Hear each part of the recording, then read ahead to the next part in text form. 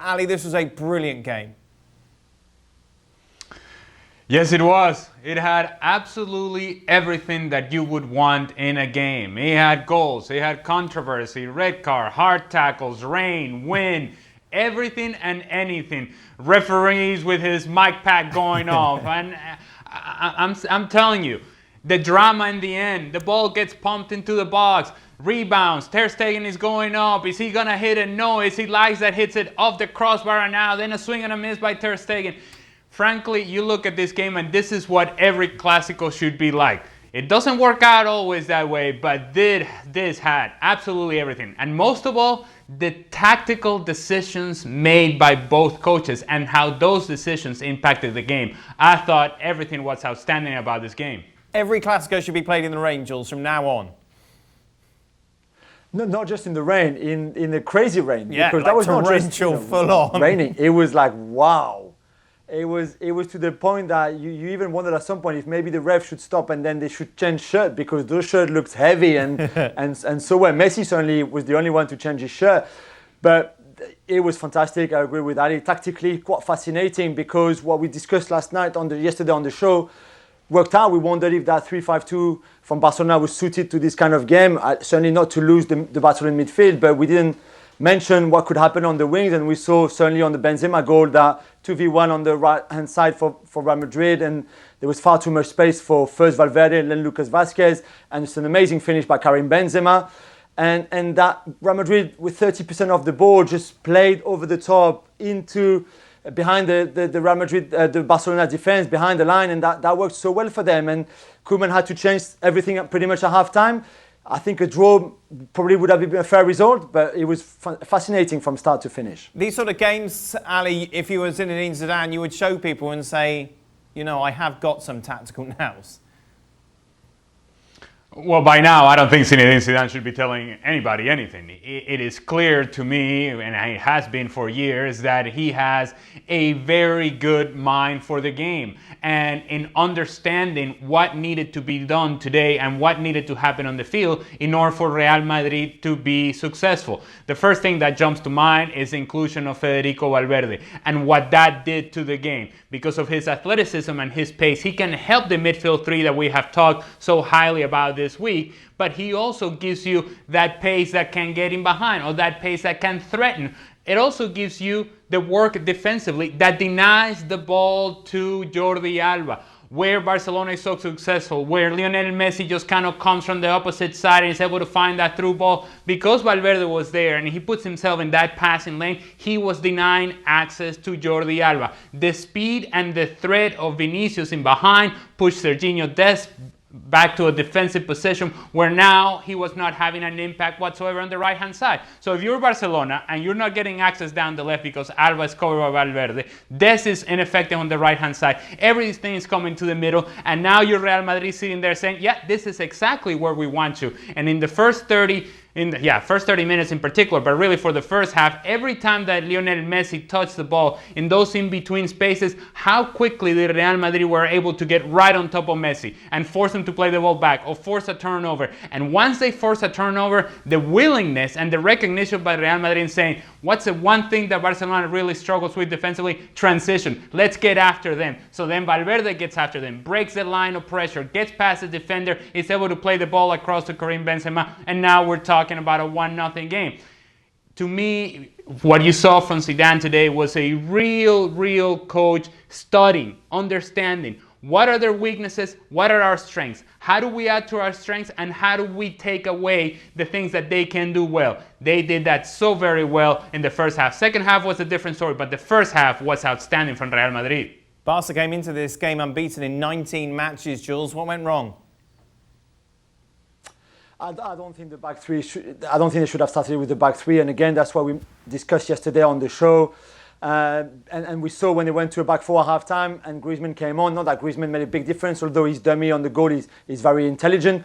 But I thought the back four and then having that front three to occupy every little space on the pitch helped them massively. And I think that's where things turned a little bit because Real Madrid were under a bit more pressure. We saw in the first half Barcelona committed 9 fouls. 6 of those 9 were on Casemiro, who was able to soak up that pressure every time he was on the ball, every time Barca tried to press. In the second half, it was much more difficult for Real Madrid, although they had chances, but more difficult to have the ball a bit more and to play exactly the way they did in the first half, like Ali just said. And that's where we saw the best chances for Barcelona. Maybe that penalty on Braithwaite, the last chance, and the crossbar from Ilaich.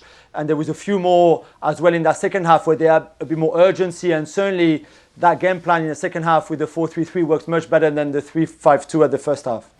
The star of the show on so many occasions in these Clásicos has been Lionel Messi, Ali. He was quiet today. Very quiet, and as I just mentioned in the first half, I thought Real Madrid were excellent in understanding where the positioning of Lionel Messi was going to be, and it was clear to me that it was a game plan in saying, okay, look, if we force the ball to Lionel Messi, if he's going to get on it, because obviously Barcelona looks for him all the time, the moment he receives the ball, we're on him. And we're frustrating him, and we're pushing him back, and we're pushing him further away from goal. And if there was ever a game that told you Barcelona needs a number 9, this is it. This is the moment in which if you're a Barcelona supporter, if you are anybody in a decision-making position of Barcelona, look at this match and say, this is what we're missing when we don't have a real striker. Because they collapsed on Lionel Messi, and so now the ball was being bypassed through Messi or beyond Messi onto Ousmane Dembele in a center striking position, but in a position in which he has to hold the ball up. And what was happening with Dembele? The ball was bouncing off of him from crowded areas, turnover, and once again Real Madrid go in transition. The lack of movement or inability of Ousmane Dembele to recognize the moments in which he then becomes the most dangerous player, where he has to stretch the backline, where he has to create spaces with his movement, that tells you right then and there, this kid is trying to do a job here in this position, but it's not what he does best. And so you're missing another option. Real Madrid did so very well in forcing Lionel Messi into turnovers, and then after that, once he was frustrated, then he pushed himself so far back and so far behind the line that he was unable to impact the game. The crazy thing is, looking at Real Madrid and their season, Jules, they've had some terrible matches. We were talking beforehand, that embarrassment against Shakhtar B team that was riddled with COVID.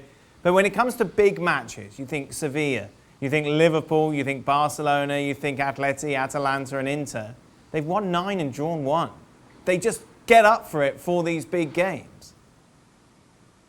And pretty much every single one of those big games, Zidane's head was on the line. The pressure was huge on him as well and on the team. And every single time they were there, and every single time, all that experience, even if you're missing Sergio Ramos, if you're missing Varane, if you're missing someone in midfield, they always responded. And you have to give them so much credit. Of course, tactically, they're there and there's no problem. But with the mentality, the sort of mental strength that they have, the experience, but also how well they know each other and how well they can almost play each other with their eyes closed. I mean, you saw that again today. Some of the passage of play was just brilliant because they're so used to play with each other. And when they have to, they know exactly how to impact the game, how to win it, or certainly not to lose it.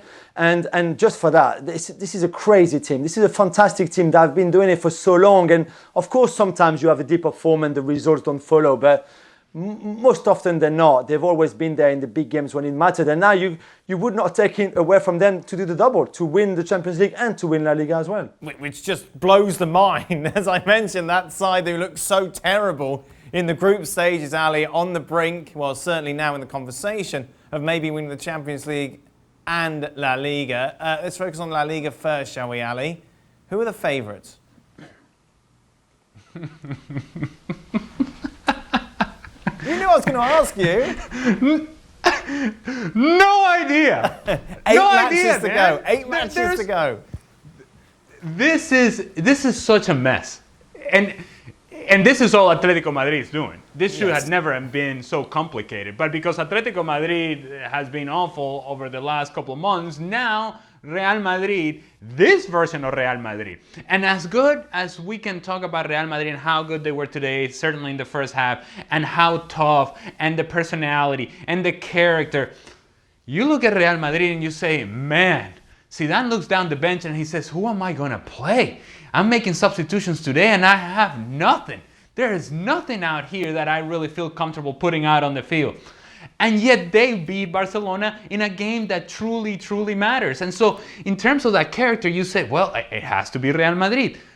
But then again, Real Madrid right now, because they are still in Champions League, what you saw today in the second half is that they were tired. There were legs out there that were not nearly as dynamic in the second half as they were in the first half. And now they're going to go and play Liverpool and possibly continue to advance in the competition. And you know, having worked for Real Madrid, how important Champions League is within the culture of Real Madrid. La Orejona and all this conversation about Champions League itself. And so what becomes the priority? And I just don't think that this team is deep enough to be able to handle both competitions and do so with consistency. So that opens the door again for Atletico Madrid, and I don't think that Barcelona is out of this at all.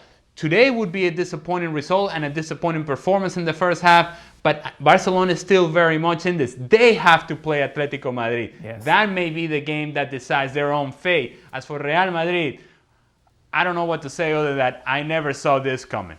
I never saw this team being in the position that they're in right now. Who are the favourites? Have I not answered the question? I don't think so. Run the tape back. I think I did. No, I did not. I don't want to answer the question. I don't know. The answer is I don't know. But I'll give you an answer. After today, Real Madrid. Wow. Jules? I mean, to be fair, if there was a winner tonight, and the best winner for Atletico was to be Real Madrid, because right now they're level on point, but obviously Atleti have a game in hand on Sunday against Betis. If Atleti win all their remaining games, they will win La Liga. Whereas if Barcelona won today, I mean, they would have gone over Atleti in the table and a few points ahead. And I would still stick with Atletico. But there's no favourite. There can't be a favourite, like Ali explained. There can't be a favourite because all three can still win it. All three have tough games. Real Madrid will have Sevilla to play. Villarreal is their last game in the season as well, which might not be an easy place to go to. So there could be many more twists in the title race. I don't think you can pick out one of the three. I think the three are on the same level. And now let's see who could be the one with less fault than the others. And remember, Real Madrid last season, they won the last 10 games and they won La Liga. But I think there will still be more twists this season. Well, thank you very much for watching ESPN on YouTube. For more sports highlights and analysis, be sure to download the ESPN app. And for live streaming, premium content, and let's not forget as well, ESPN FC 7 days a week. Subscribe to ESPN Plus.